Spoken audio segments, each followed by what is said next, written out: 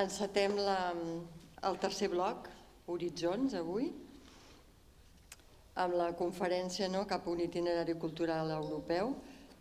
Jo soc la Teresa Macià, perquè així es queda enregistrat.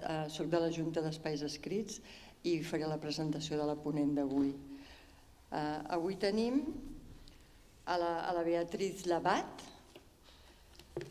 Ella va ser des del 2010 al 2024 directora del Museu Edmond Rostand de la villa Arnaga de Can Bolívar. Abans havia estat conservadora del Museu de Borda, a Dax, del 2005 al 2010, i del Museu de Vieux-la-Romaine de Calvados, del 2001 al 2005. Des del març d'aquest any, ella és la presidenta de la Federació Nacional de Cases d'Escriptors i de Patrimoni Literari Francès. Ara està jubilada i dedica la seva recerca a la poetessa i dramaturga Rosemonde Gégard i a l'historiador de la ciència i biòleg i humanista Jean Rostand. Espais Escrits ha tingut molta relació amb la Federació Nacional d'Escriptors Francesa des dels inicis, perquè va ser molt la inspiració, buscant com crear espais escrits es va anar a mirar què es feia fora, evident. I llavors ha participat des de jornades d'estudi a trobades o fins i tot va fer una presentació en una taula rodona. Aquí en tinc recollit més o menys les vegades que des d'Espais Escrits s'ha anat a França. A l'abril del 2006 a Brussel·les es va assistir a les jornades d'estudi, a l'abril del 2015 a Besançon, a les jornades d'estudi de la Franche-Comté, del març a l'abril, perquè van ser 3 dies, del 2016 a les jornades d'estudi acollia un escriptor en residència, això també va ser a Bourges, i el 2017 a una sortida a Côté a l'Occitània. A les trobades era un punt d'inici interessant, que malauradament la cosa no va anar més, però el gener del 2016 l'Institut d'Estudis Catalans va acollir la primera trobada per crear una xarxa de patrimoni literari de l'arc mediterrani europeu. Aquí hi havia espais escrits, també hi havia representants d'Itàlia, però de França va venir Caroline Casville, de la Universitat de Bordeaux-Montaigne, i llavors també hi havia Gerard Martin, que també com a representant de la federació venia en representació del nou president, del Benjamin Findinier, i Jean-Claude Ragot, del Centre François Mauriac de Màlaga. La Federació Francesa també funciona amb subregions o altres comissions regionals, i amb aquesta secció d'Aquitània el mateix any també es va signar un acord d'entesa entre Espais Escrits i aquestes cases d'Aquitània per tirar endavant projectes comuns, però malauradament, ara ho comentaven, la voluntat hi és, però sovint falten una persona que es pugui posar al capdavant d'això, perquè tothom té a part la seva feina del dia a dia que ens acaba d'aclaparar molt sovint, i malauradament queden bones intencions però no acaben d'arrencar aquests projectes europeus. A veure si d'aquí en endavant ho podem fer créixer. El 2018 va ser, el novembre del 2018 va ser quan Espais Escrits va ser convidat a participar a una taula rodona a Bourges en el marc de la 20a edició de les trobades de les cases d'escriptors, amb unes jornades que tenien per títol Per una Europa de les cases d'escriptors i els patrimonis literaris. I jo acabo aquí, tenim la traducció perquè serà en francès, que l'anirem seguint a través de la pantalla, però ara deixo la meva paraula a la Beatriz i li agraeixo molt que hagi vingut fins aquí per formar part d'aquesta sessió.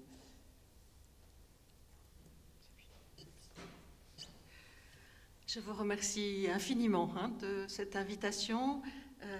Je remercie vraiment Espais Escrits de cette opportunité que vous nous proposez de découvrir, de vous expliquer la position actuelle de la fédération.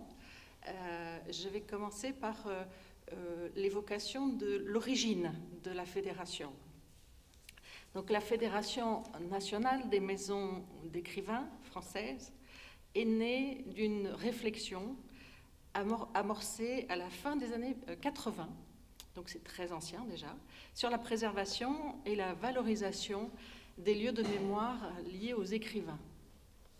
En 1989, un premier rapport commandé par le ministère français de la Culture souligne la nécessité de créer une structure fédératrice pour soutenir maisons et musées littéraires, souvent isolés et fragiles. Au début des années 1990, plusieurs initiatives locales et régionales voient le jour, notamment dans le département du Cher, autour de l'écrivain Alain Fournier et de l'école du Grand Maulne. Ces expériences démontrent l'intérêt du public pour le patrimoine littéraire et la pertinence de les relier à des démarches éducatives et culturelles. En 1995, le ministère de la Culture inscrit la création d'un réseau national des maisons d'écrivains dans son plan d'action pour le livre et la lecture. De nombreuses rencontres professionnelles et journées d'études se succèdent alors, rassemblant bibliothécaires, conservateurs et responsables de lieux littéraires. Ces échanges aboutissent en décembre 1997 à Bourges, dans le Cher, à la création officielle de la Fédération nationale des maisons d'écrivains et des patrimoines littéraires. Cette fédération a pour vocation de valoriser la mise en réseau, de mutualiser les expériences et de défendre la place du patrimoine littéraire dans les politiques culturelles françaises. Dès 1998, elle organise ses premières rencontres nationales qui deviennent un rendez-vous annuel important pour chacun et affirme rapidement son ouverture à des partenariats internationaux, notamment avec des institutions partageant les mêmes objectifs autour de la mémoire littéraire et du lien entre l'écrivain et le territoire. Donc, dès sa création, la Fédération nationale des maisons d'écrivains et des patrimoines littéraires s'est donné une mission claire, rassembler et soutenir tous les acteurs engagés dans la préservation et la mise en valeur du patrimoine littéraire. Elle fédère aujourd'hui un ensemble très divers de structures.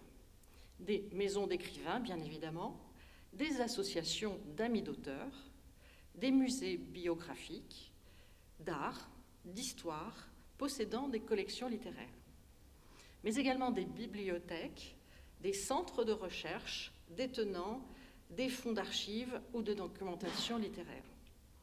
Son objectif fondamental est d'assurer l'existence, la préservation, le rayonnement culturel de ces lieux, qu'ils soient ouverts, qu'ils soient publics, privés, en lien avec l'œuvre écrite d'hommes et de femmes de toute culture. Pour remplir ces missions, la Fédération agit dans plusieurs directions. Elle collecte, diffuse l'information utile à la connaissance des lieux littéraires, bien évidemment. Elle organise des travaux de recherche et de réflexion sur les auteurs, les lieux et leur patrimoine.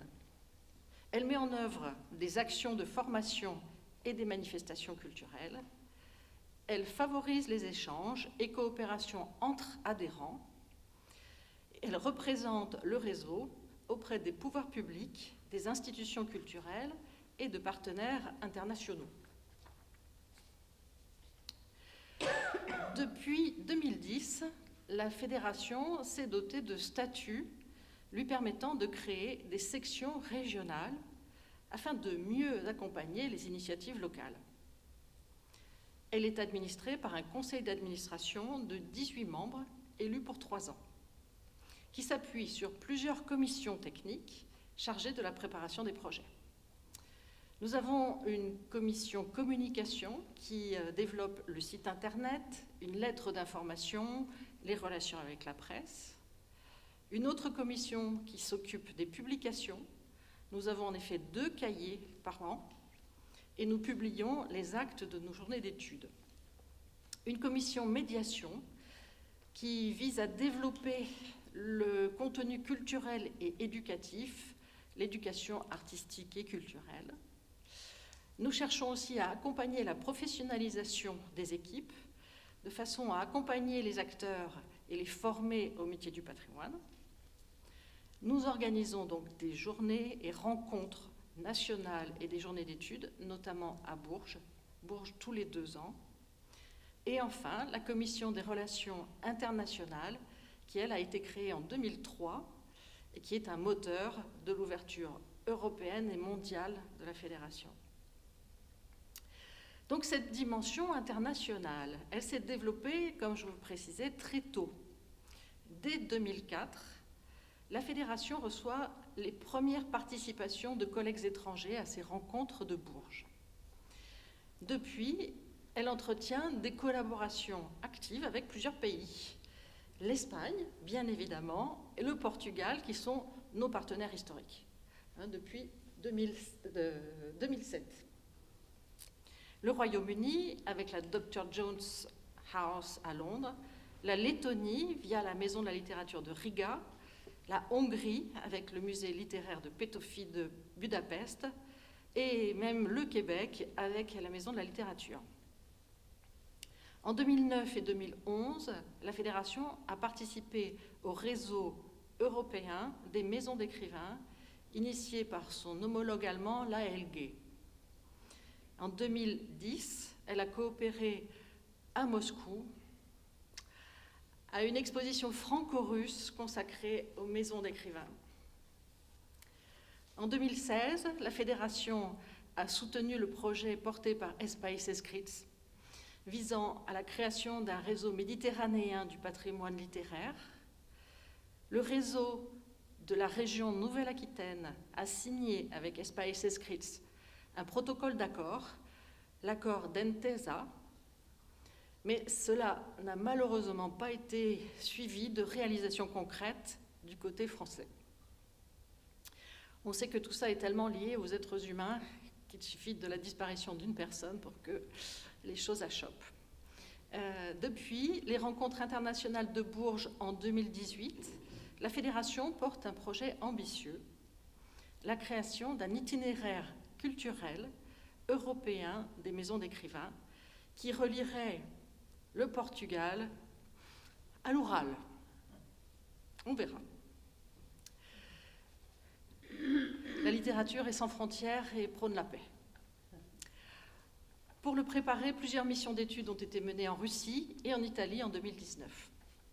Enfin, en 2022, la déléguée générale, donc la personne employée par la Fédération, s'est rendue au Guatemala dans le cadre d'un projet d'ouverture de la maison d'enfance de Miguel Ángel Esturria, prix Nobel de littérature, marquant ainsi l'ouverture du réseau à l'espace latino-américain. Depuis ses origines, la Fédération se conçoit comme un réseau collaboratif fondé sur le partage d'expériences, la solidarité entre acteurs et le dialogue interculturel.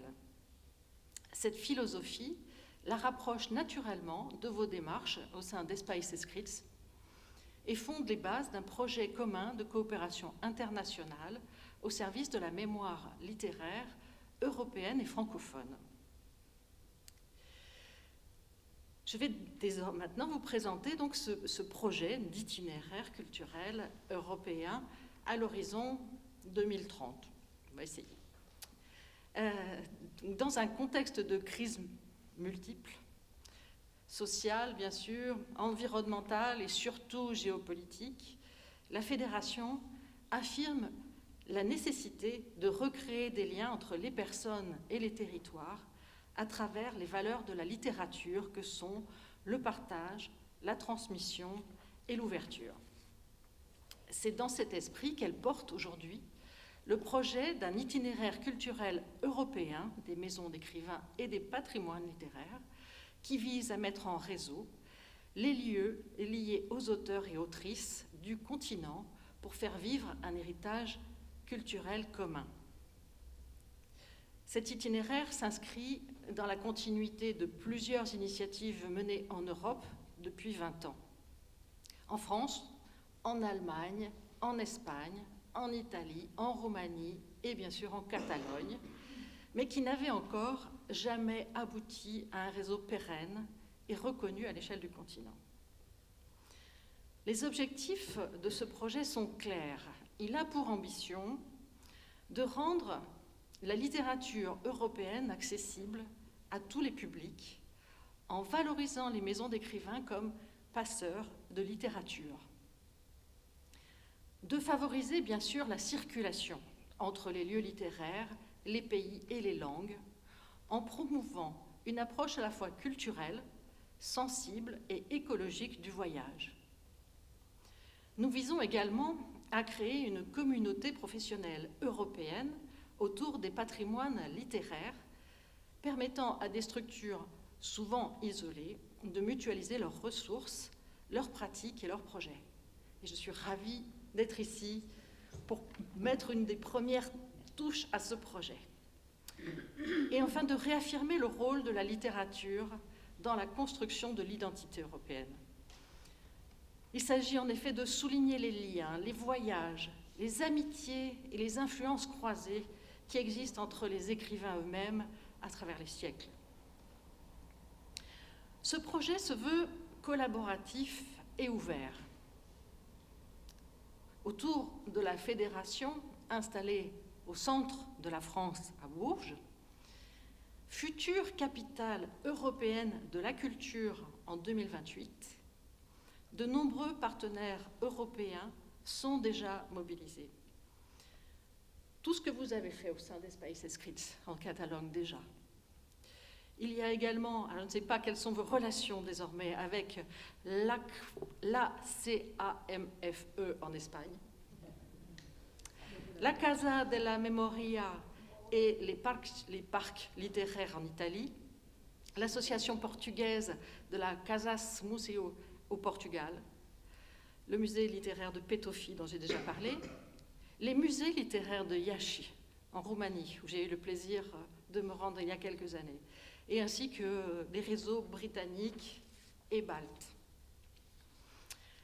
La fédération s'appuie également, mais c'est plus compliqué, sur l'ICOM, l'ICLM, puisque voilà, on a quand même quelques difficultés à entretenir ces réseaux internationaux très lointains. Mais bon, ça assure tout de même une cohérence de ce projet au niveau national, puisque malgré tout, bien sûr, ce projet est soutenu par l'ICOM. Alors parlons de contenu maintenant et de démarche, puisque c'est gentil d'avoir des belles idées en l'air, mais maintenant il va falloir les appliquer. Alors le futur itinéraire culturel européen rassemblera bien évidemment des lieux littéraires, des musées, des jardins, des bibliothèques, des maisons d'écrivains, etc., autour de parcours transnationaux.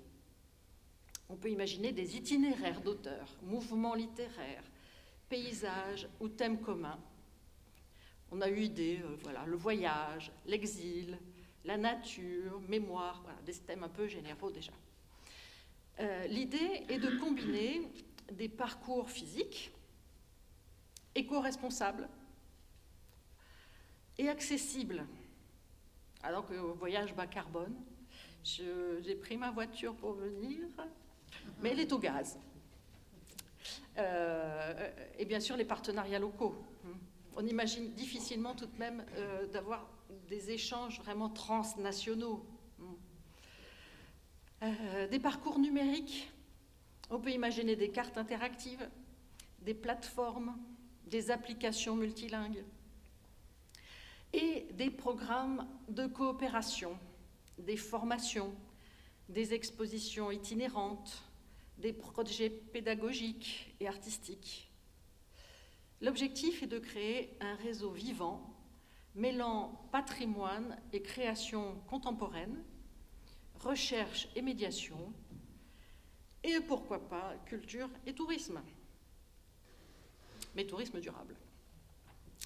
Alors, une première ambition est la reconnaissance par le Conseil de l'Europe. Ce projet vise à obtenir la certification officiel, itinéraire culturel du Conseil de l'Europe, ce qui permet d'obtenir des financements, bien évidemment. Donc ce type d'itinéraire existe, bien évidemment, et ça nous permettrait de rejoindre ainsi des réseaux déjà connus, comme la route des écrivaines, qui a été, elle, certifiée en 2022. Le programme respecte tous les critères officiels pour candidater.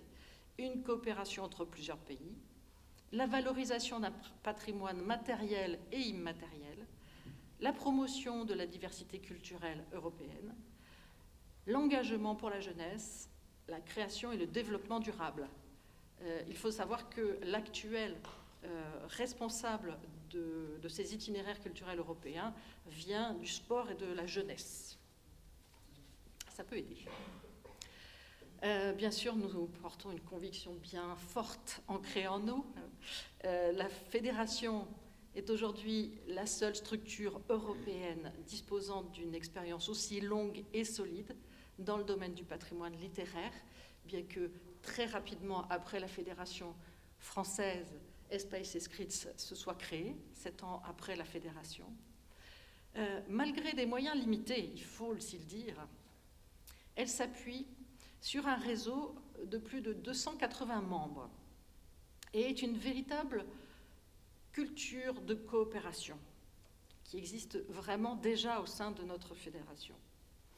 L'itinéraire culturel européen des maisons d'écrivains se veut un projet fédérateur, écologique et inclusif, un pont entre le passé et le présent, la création littéraire et les enjeux contemporains, entre les territoires et les citoyens.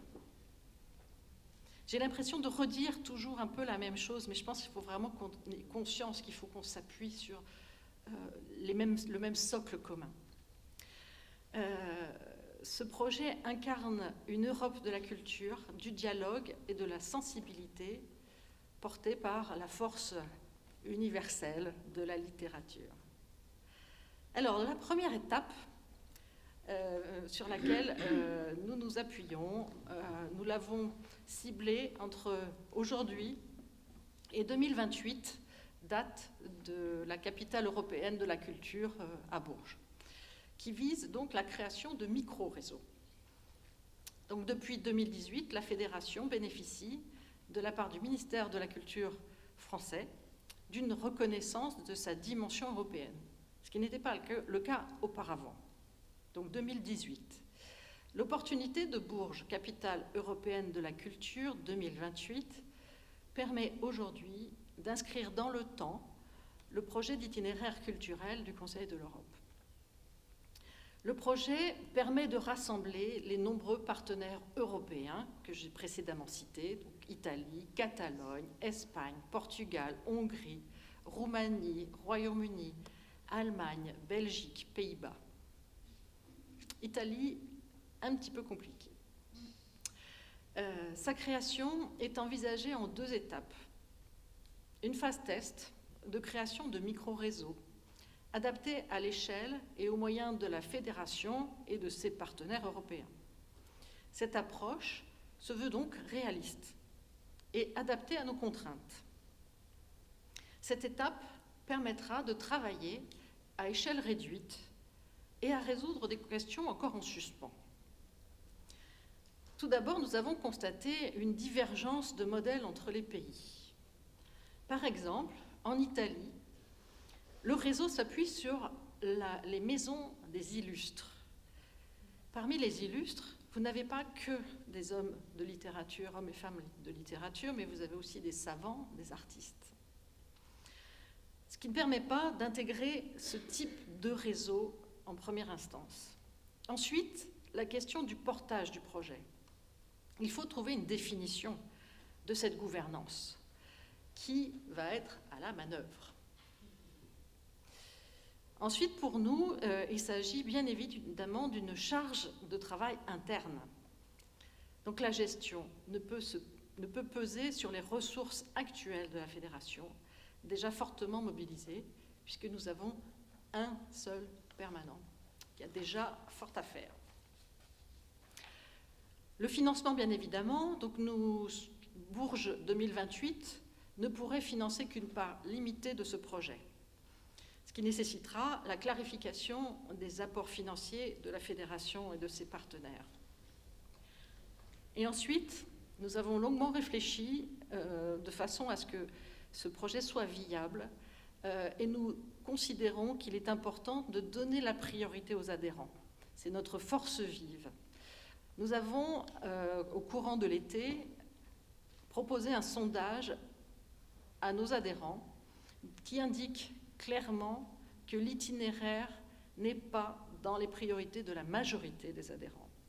Par contre, notre surprise a été qu'il constitue un enjeu prioritaire pour une petite partie d'entre eux. Donc c'est sur eux qu'il va falloir s'appuyer, bien évidemment. Donc la nouvelle orientation proposée consiste, qui va être donc proposée à l'Assemblée générale de mars 2026, et non pas de 2023, pour redimensionner le projet. Parce qu'en effet, au début, nous étions partis sur quelque chose d'extrêmement ambitieux, large. Et là, donc, nous resserrons la démarche. En partant de la demande réelle des adhérents et des relations existantes avec les partenaires. Donc, nous prévoyons la création de micro-réseaux thématiques autour de périodes, de mouvements, de figures d'écrivains ou d'enjeux culturels transnationaux, avec quelques thèmes envisagés, jetés comme ça. Les écrivains et la paix, plus que d'actualité. Les auteurs et les paysages européens. J'ai dirigé une maison, la maison d'Edmond Rostand, dans laquelle le paysage fait partie de son œuvre. 14-18, les écrivains dans une Europe en guerre. Les écrivains européens et le rêve de la paix, un petit peu la même chose. Pourquoi pas Victor Hugo, cette figure précurseur de l'Europe. Le cosmopolitisme, l'écrivain passeur de frontières. Quelques idées. Ces micro-réseaux permettront de fédérer les initiatives des adhérents tout en créant une dimension européenne cohérente et visible pour le dossier de Bourges 2028. La fédération se positionne en soutien et coordination de ces projets. Elle va valoriser et amplifier les initiatives de ses adhérents, faciliter les échanges avec les partenaires étrangers, et nous allons déposer en septembre 2026 un dossier pour Bourges, capitale européenne de la culture, basé sur cette approche réaliste, modulaire et centrée sur les adhérents. Cette orientation permet de concilier les ambitions européennes, la capacité réelle de la fédération, les attentes des adhérents, tout en offrant une visibilité cohérente pour Bourges 2028 et les projets culturels européens. Je vous présente ici le calendrier réaliste de cette opération. Donc, en 2025 et 2026, nous allons relancer les partenariats européens. Fin 2026, nous allons déposer le dossier de candidature officielle et de présentation aux rencontres de Bourges, avec là nécessairement une idée d'obtenir un financement. 2027-2028, la mise en place des micro-réseaux et l'inscription de l'itinéraire dans la programmation de Bourges et dans des grandes rencontres internationales, et notamment lors des rencontres de Bourges en novembre 2028, où vous serez bien évidemment invités en tant que partenaires principaux. 2029-2030, élargissement des micro-réseaux pour, en 2030, aboutir à l'itinéraire culturel européen. J'ai ensuite, ce n'est pas sur vos diapos, j'ai listé les maisons françaises déjà jumelées, de façon à ce que vous ayez tout de suite déjà l'idée de qui va s'engager. George Sand, Descartes, Auguste Comte, Jean-Jacques Rousseau, Colette, Lamartine, Albert Schweitzer, Paul Bourget, Edmond Rostand, Mac Orlan, Blasco Ibáñez à Menton, Alexandre Dumas, les deux, père et fils, Roger Martin Dugard, Verlaine, Wilfrid Owen, dans le Nord, Pierre Loti. Voilà. Ces grands noms déjà que vous avez dans l'oreille, voilà, sont déjà engagés dans des opérations européennes. Donc c'est là-dessus que nous allons œuvrer, bâtir cette phase micro-réseau. Et j'espère que nous allons trouver ensemble des débouchés, des possibilités de coopération pour que ce joli projet dans l'espace devienne un projet humain, réaliste et littéraire. Merci de votre attention.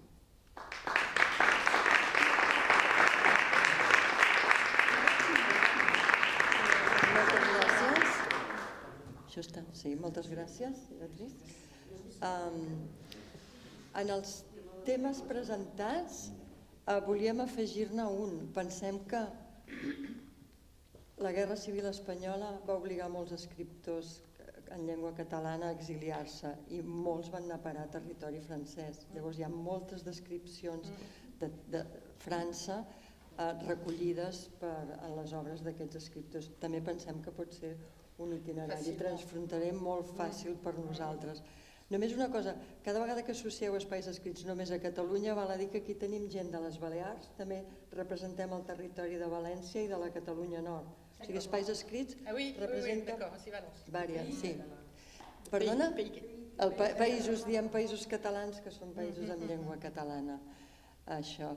Llavors, amb la presentació heu vist que Espais Escrits s'ha inspirat molt en la Federació Nacional Francesa, no només en el tipus d'associats, que diferenciar associats cases museus, amb càtedres universitàries, biblioteques, el tema dels amics, també amb el treball en comissions, i fins i tot he vist ara que amb el fet de tenir només un treballador treballant per la xarxa, també amb això coincidim. Tenim 2 o 3 minuts per obrir un torn de preguntes perquè ens hem encaixonat aquí en mitja horeta només. El tema del cosmopolitisme, l'escriptor com a pont entre fronteres, també és un tema que probablement nosaltres ens hi sentiríem a gust podent-hi participar perquè segur. I jo també, mentre ella parlava, pensava que hi ha petites col·laboracions, no macroprojectes de Portugal als Urals, perquè això és més difícil de coordinar, però allò que dèieu del territori local, jo fa un mes i mig vaig assistir a una ruta de Josep Sebastià Pons a la Catalunya Nord a partir d'un llibre que es havia publicat l'any anterior que havia guanyat un projecte transfronterer perquè estava impulsat per la Universitat de Perpinyà, hi havia la Miquela Valls i l'Eusèbia Llença i agafava l'Empordà i agafava Prada, Perpinyà, Illa...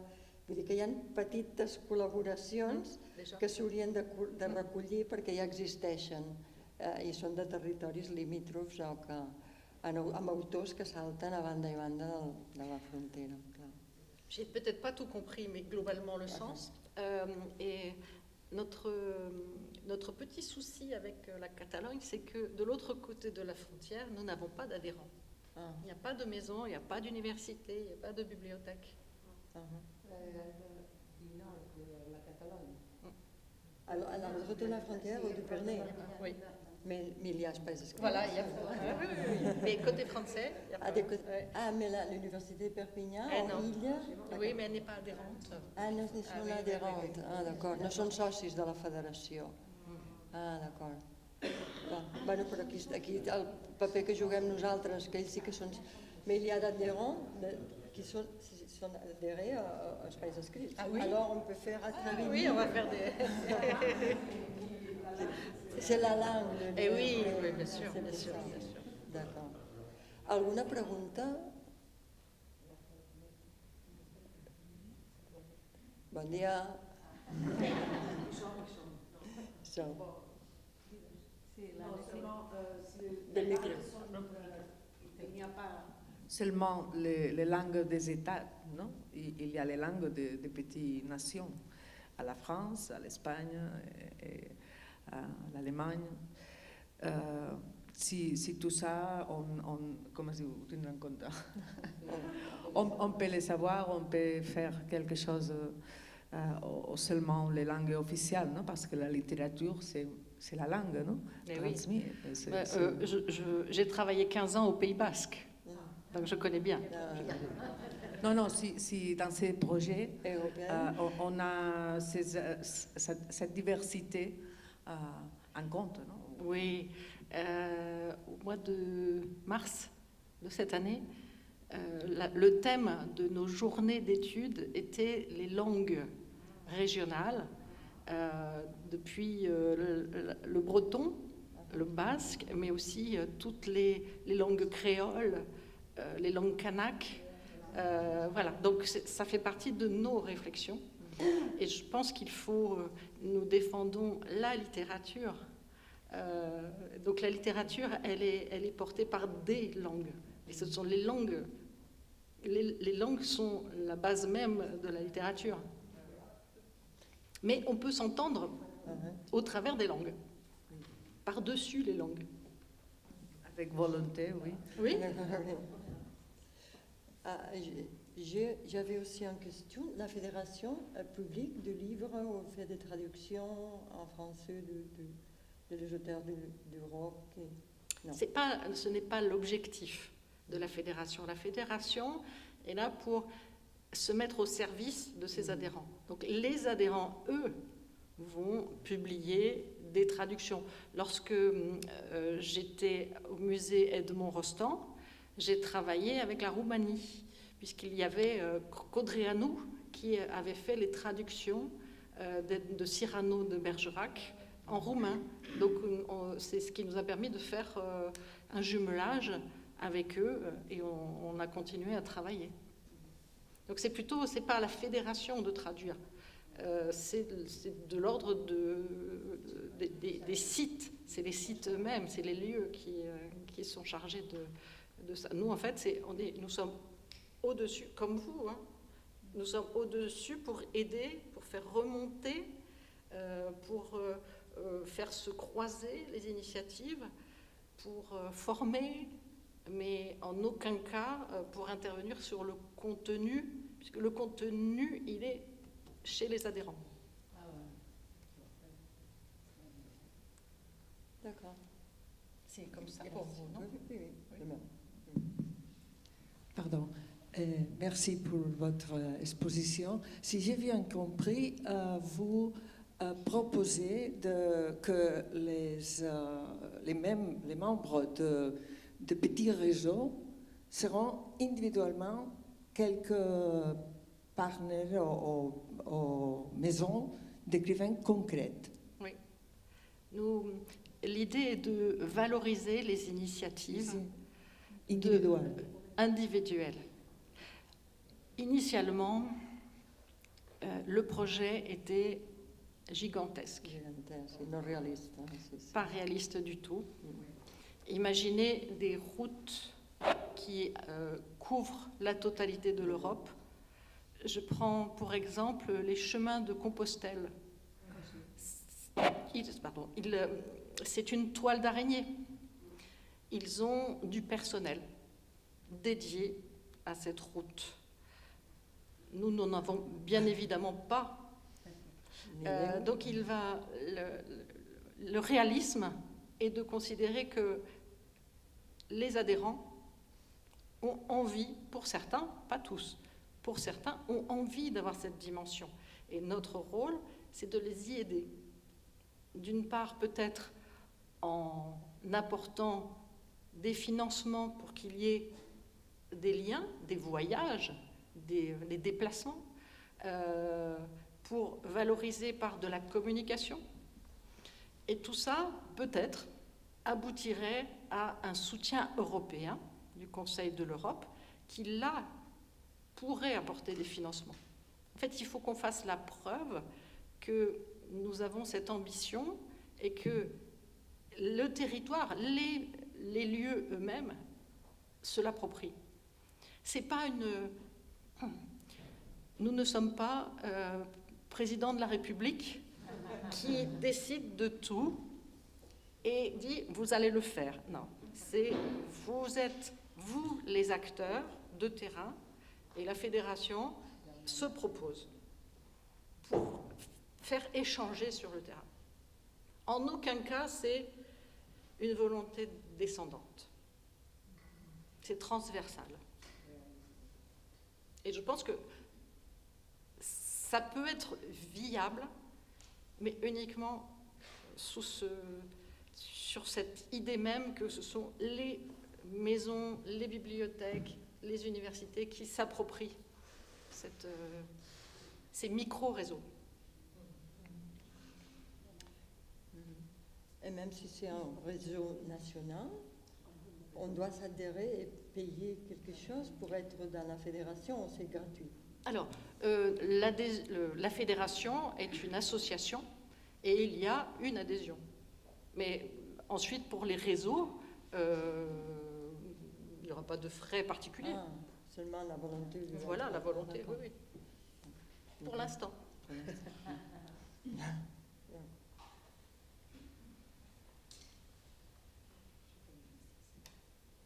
Est-ce que parmi vous, certains seraient intéressés?